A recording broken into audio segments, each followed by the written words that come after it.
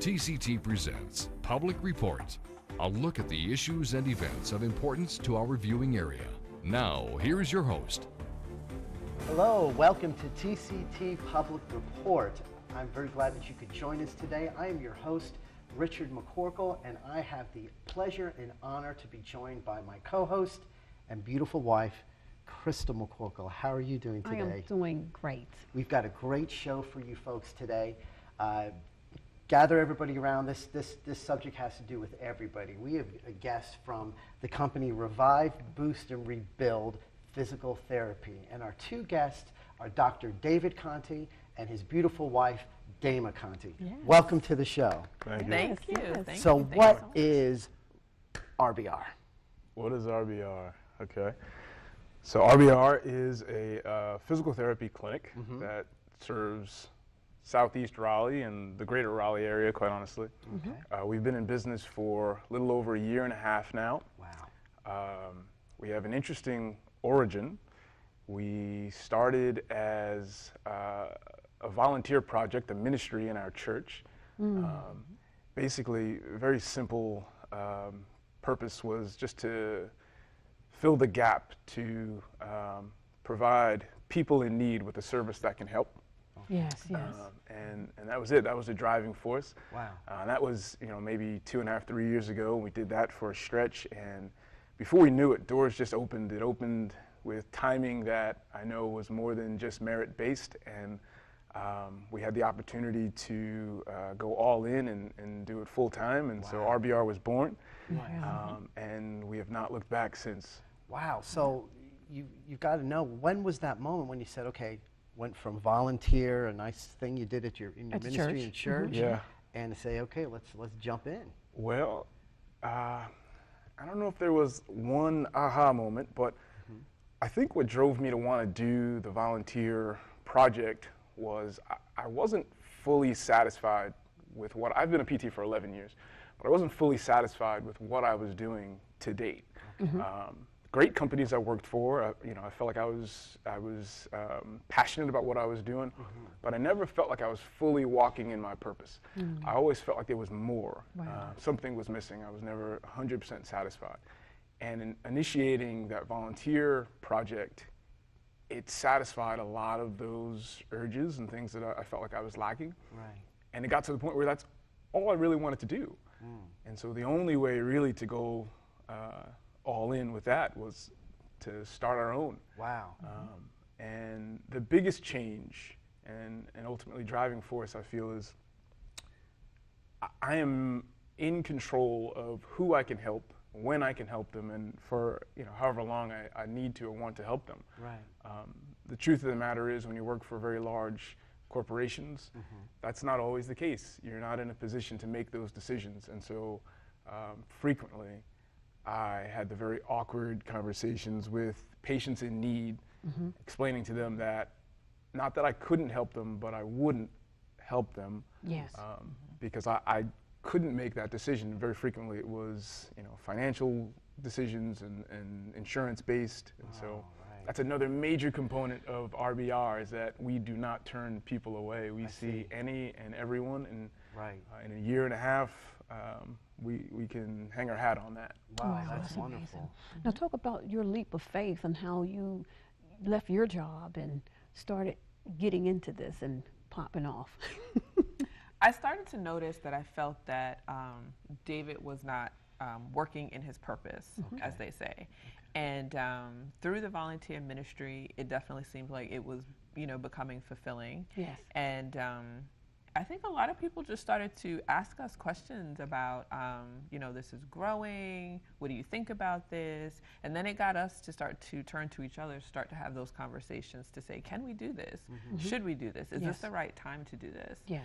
And like David was saying, he did express some frustrations for a little while over not being able to treat the way he wanted to treat. And he just said, let's do it. And he approached me about it. At that point, I had been working in mental health for 13 years. I had a very stable career, had a very stable job. And but he said it only really works if you come on board and we do this together. Yes. And so I was shocked for a certain, I would be for a too. little while. Yes. That that this was something that we were going to do. Right. But it felt right, and it made sense, and we trusted God. Yes. We prayed Amen. about it, and we just made the decision to just say, let's just do it. Right. Best decision we ever made. Not just to do it, but to do it together, like she mentioned. Yeah. It's made all the difference. Wow. I mean, we obviously co-own the clinic. We have very different roles, and our divisions of labor are separate, and they're so important. They're vital. But to be on one accord and to know that the most important, member of the team, partner, has my best interest at heart, Yes. means everything.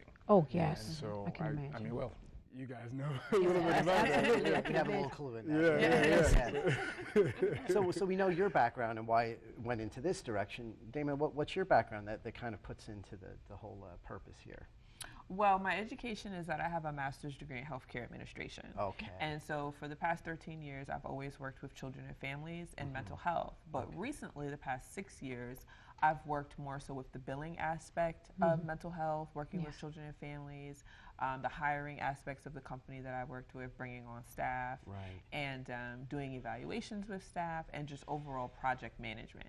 Yes. And so the idea of RBR definitely started with David, but the practicality, the billing, the logistics, Right. hiring the employees, the staff, all of that really falls on me, and that's more of what my role She's is. an operational genius. Yes, that's Absolutely, good. and that's an art form in itself because that's all the Yes. problems we have. There's so many great providers and Yes. physicians, but just getting through all the bureaucratic red tape, and especially now with healthcare again being it seems like it's a Yes, constant Richard, topic. absolutely. So, Right. and you just said you don't really like to turn people away. So Don't do it. how do you do it? I We mean, just don't do it. Like Okay. it's literally that simple. Wow. Like we can chalk it up to red tape and bureaucracy and whatnot, but at the end of the day, we see enough people who are insured that it allows us to see the rest, yes. right? And I suppose if this was greed driven, then we wouldn't have that philosophy. Right. But it's never been that. We started as a volunteer project. Wow. You know what I mean? Yes. In our church. Right. And so, we still have that same spirit. Like Right. that's who we are. Yes. Now we're in, a larger space. And I go back to that.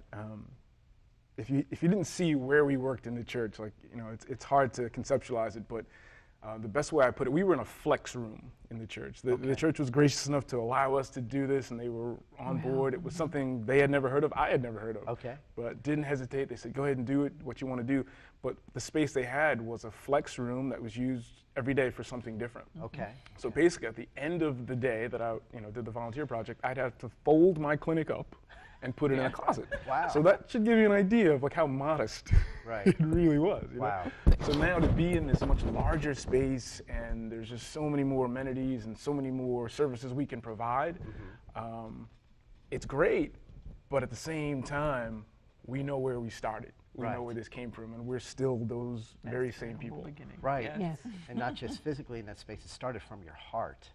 Yes. And you were able to really listen to God's inclination and your own passion and go, yeah, this is real, because it's not, like you said, it's not based on Right. really a profiteering aspect of it. Right. And from what I've learned, and of course I'm not an expert here, but I'm noticing more about the medical fields, is that a lot of these companies and firms and corporations, they're owned by health insurance. And so there's a lot of pressure on them to do things, and you obviously don't have to feel that pressure. That's correct. I mean, we have goals, obviously. It's a business, and so you can't give it all away. Right, right. But we maintain this idea that, the larger we can become, the more people we can help. And so it's this balance.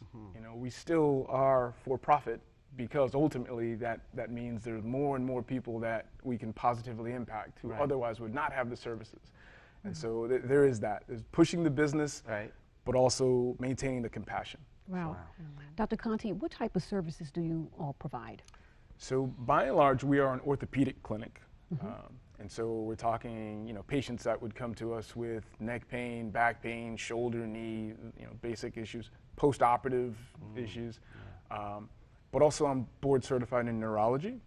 And so there are very few of us in the state, but I'm very comfortable with, and we treat patients after stroke, traumatic brain injuries, spinal cord injuries, Parkinson's, MS, things of that nature. Wow. We treat throughout the lifespan. Youngest patient is 3 months old, and the eldest patient right now is 99. Wow. Wow. So kind of anything in between. Yes, We've very recently, since the last time we saw you guys, we've expanded our staff. And so we've brought on 2 more providers. We are now a bilingual Oh my clinic, goodness. All right. which again, it's another population that we can now serve that perhaps otherwise would not have those services. And the other therapist that we brought on is very skilled and comfortable with management of lymphedema and pelvic floor dysfunctions, and those are diagnoses that those folks have a hard time finding help because there's not a lot of people that do that. Wow. Okay. And in addition to that, we also now provide in-home therapy. Oh, wow. So I like to think of it as sort of 3 tiers of services. We have your standard, typical outpatient services. We have our clinic. And then for patients that have a difficult time, they're not necessarily homebound because of a physical issue, but driving is an issue, or any number of they have to ask a favor to get a ride to go here and there, and that's asking a lot to do that once, twice a week. Sure. We offer transportation, and so free of charge to the patient. Wow. We pick them up Oh my from their goodness. home, we bring them to the clinic, we provide the services, and we bring them back home, door to Wow. door. And so that, again, it really everyone wins there. Yes. The patient gains access. We are able to employ yet another person from the community as our driver. Right. And of course, it increases our numbers as well. And so, to me, a no-brainer, and that's been great. But then also the third tier is now the in-home therapy, because there are people who are legitimately homebound Yes. Yes. Okay. and couldn't get to the clinic, and it's just not practical to even put them in the car and try. So we come to their home and we provide the services right there. Oh, this is Wow. great. Wow. And okay, so our biggest question is that how, as a married couple Yeah, with kids, mind you, Yes. 2 kids. 2 kids. how do you balance work, and then family? I think communication is really important Okay. because at the beginning of this, I traveled a lot for my job. Okay. And I was out of town often. And so we literally went from seeing each other maybe a few days a week, Okay. except for when we would take vacations, My. to seeing each other every single day, everywhere. Because we would get up, we wouldn't drive together to the office, but we'd only be apart for about an hour, and then we would see each other again in the office. Right. Yes. And then at the beginning, it was really just David, myself, and a couple of other people, and so we worked in the clinic all day together every day, and then we'd go home and be together again. Wow. Okay. Okay. So I think it was definitely an adjustment. It was definitely an adjustment because you get used to having those phone conversations when you travel or Skyping. And then the person is right there with you. They're right there with you all the time. Right. And so, but at the same time, we would be together all day, but then we realized that there were things that we didn't tell each other. Right. Okay. You know, which was like, well, what were we doing when we were looking at each other all day long? All right, so in fairness, when we first opened, right, your business has to ramp up. And Yes. that happened very quickly, but at first, there was a lot of free time, Yes, right? Like yes. you didn't have a ton of patients to start. Right. And so I found myself, if I wasn't doing some kind of project in the clinic, painting this, fixing that, doing that, I was in her office. Yes. And so that happened a lot more frequently then Well, than it does now. Right. And that, I'm sure, the fact that we are both very busy in what we're doing, Right.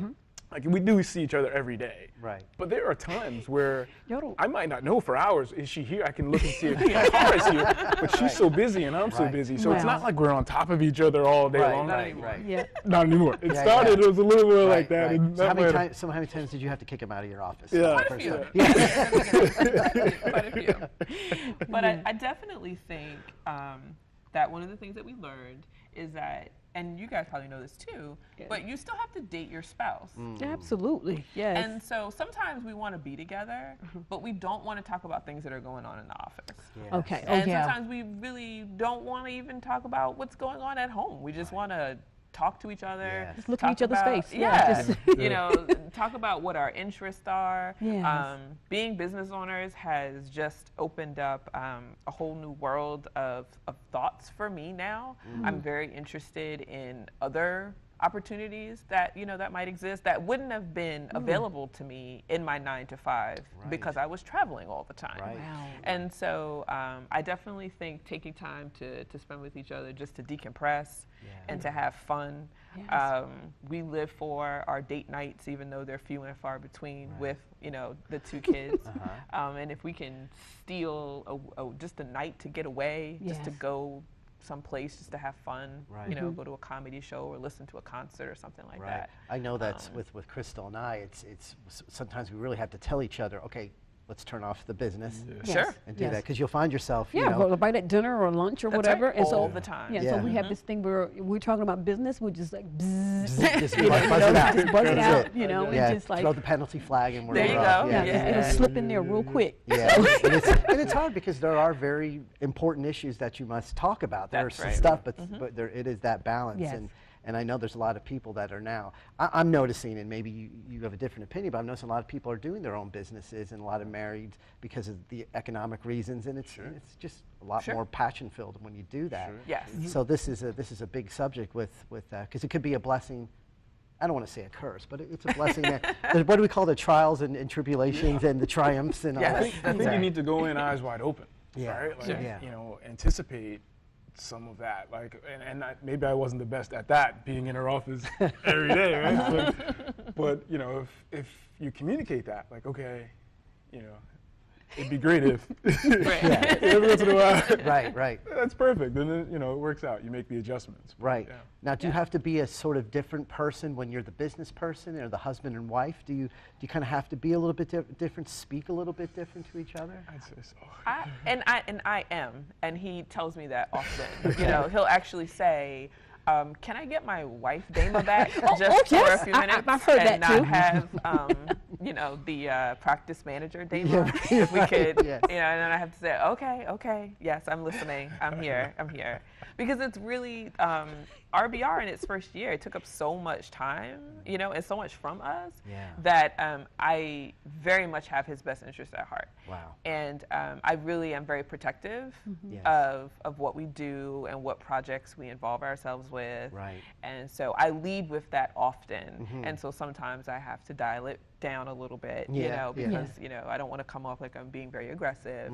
But it's always because I'm just very protective of his craft, because I feel very confident now that he's truly walking in his purpose. Yeah. Okay. And so I want to kind of protect that. Absolutely, You know. absolutely. And you have a great reputation. I've Yes. heard only great things, and how much the culture of RBR is.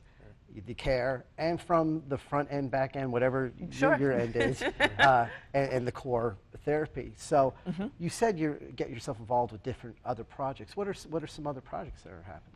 Well, one of the things that David and I were very committed to from the beginning was being involved in the Southeast Raleigh community and the greater Triangle area. And so we support Dreamcoat Ministries, which is a food pantry in Knightdale right now. Okay. And so we have an ongoing food section in our office where people can come and they can bring non-perishable items, and we give them over to Dreamcoat. One of the other things that we also do is we participate in Friends of Southeast Raleigh, and they're a nonprofit organization. They do a lot of things in the area to just let people know about the services that are in the area, because it is considered an underserved area when it comes to healthcare. So we participate. This is about our second year now doing different events with them. Wow. And then I have my breast cancer pin on today because we have a team walking in the Making Strides Against Breast Cancer walk on Saturday. Okay. Team yes. RBR. So if you guys aren't busy, you guys should come out and walk with Okay. us. Wow, okay. Yeah, well, that's great. I really like that. Now, if someone comes in and they or call in and they say, okay, I don't have any insurance, and they don't have a job or maybe making very little money. Sure. What do you tell them? We let them know that first and foremost, we're going to take care of them. We let them know that we're going to enroll them in our compassionate care program. That's what we call it. And our compassionate care program is designed to see people who either, like you said, may not have insurance, don't have an ability to pay out of pocket, or they might be underinsured. What we see now is people, they have coverage, but they have astronomical deductibles. That before the insurance will actually cover the visit, they would actually have to pay out of pocket, and they still can't afford that. And so we want to be able to still help those individuals. And so our compassionate care program, it has a couple of stipulations, like the days of the week that we would prefer that they come, but they're going to get access to Dr. Conti, they're going to get access to our other providers. It's full access.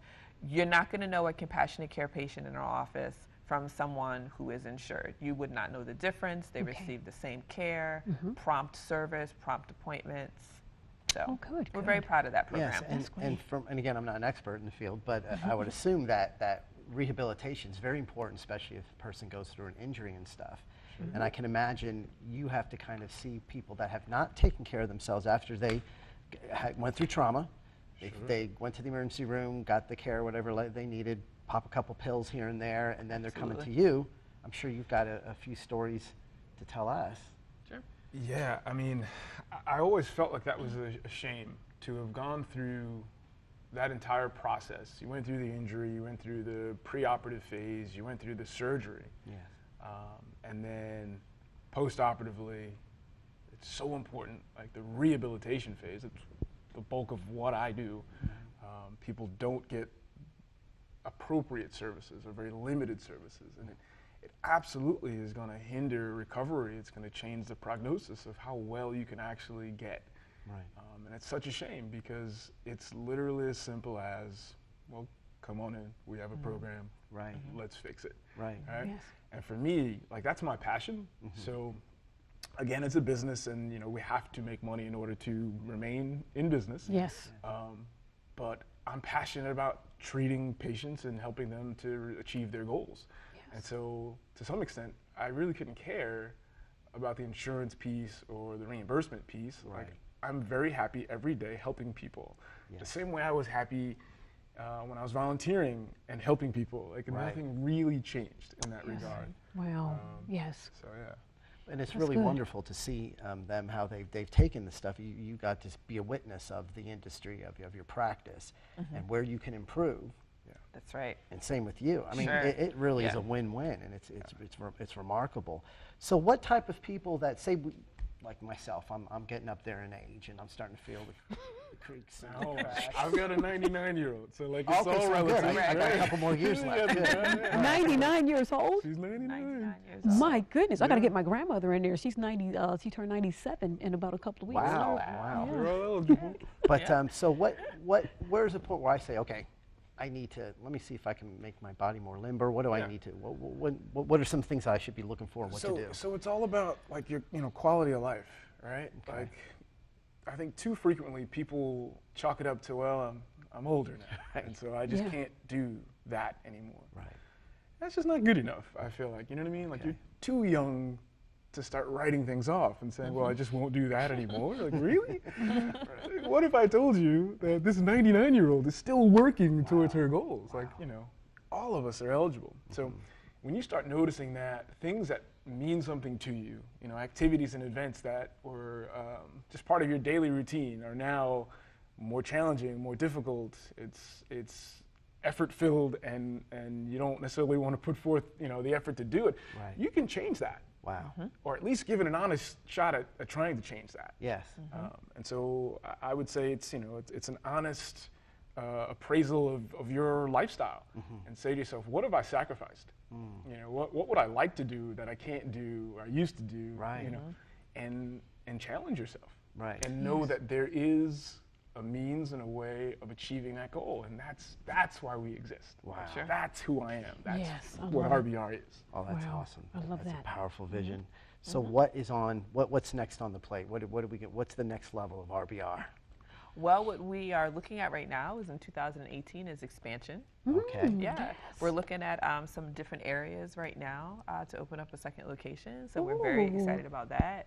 And in the second location, we would want to expand our services, potentially looking at aquatic therapy with a second location.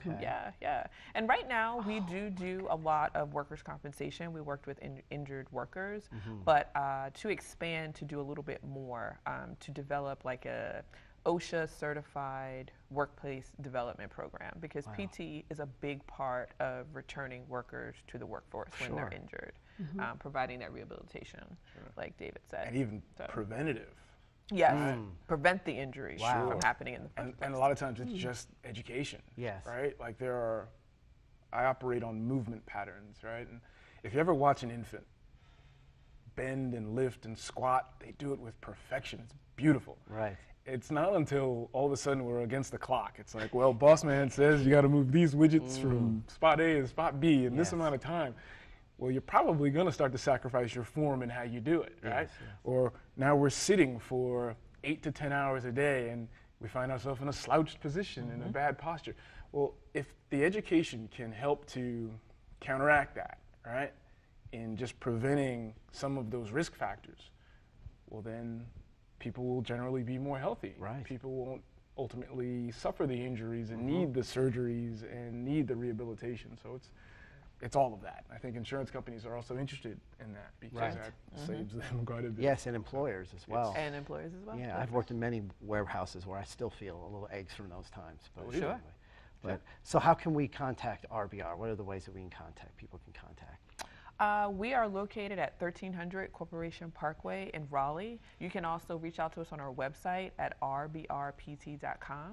We also are on Twitter at RBRPT and also on our Facebook page at Revive, Boost, Rebuild Physical Therapy. Awesome, awesome. Well, thank you very much for joining us today. Thank you It's guys always for a pleasure having talking to us. you too. You guys are a great inspiration Yes, to not only us, but we know a lot of people. We've only heard great things about you. Well, we So thank you guys so much. Absolutely, absolutely. So I encourage you to check out RBR Physical Therapy. We only have one body in this life, as far as we know, and we should take care of it and do whatever you can. If you feel that you've gotten serviced by a doctor in an emergency room and you just don't feel right, there are resources for you, and this is a great example of the resources that are out there. Sometimes it takes a little digging, but it's really worth it. So everybody, just take care of yourself. Know that your body is your temple, and that the more loose it is, the more energized it is, the better that you can become an effective person in the community. Thank you for joining us today. We'll see you soon. This has been Public Report. Public Report discusses the issues of interest and importance to our viewing area. Please remember that the views expressed by our guests are their own and do not necessarily represent the views of TCT or the station.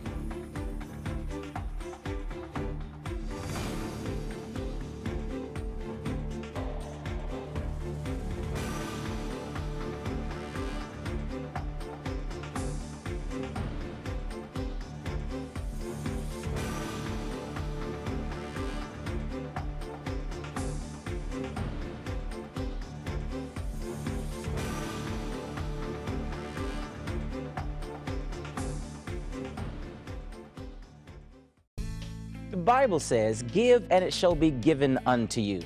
Well, TCT has done the first part of that. They have given, and now I'm asking you if you would return the giving as well. Be a blessing to TCT today, and as you are a blessing, TCT will also be a blessing to you. We look forward to your generous gifts and prayers. God bless you.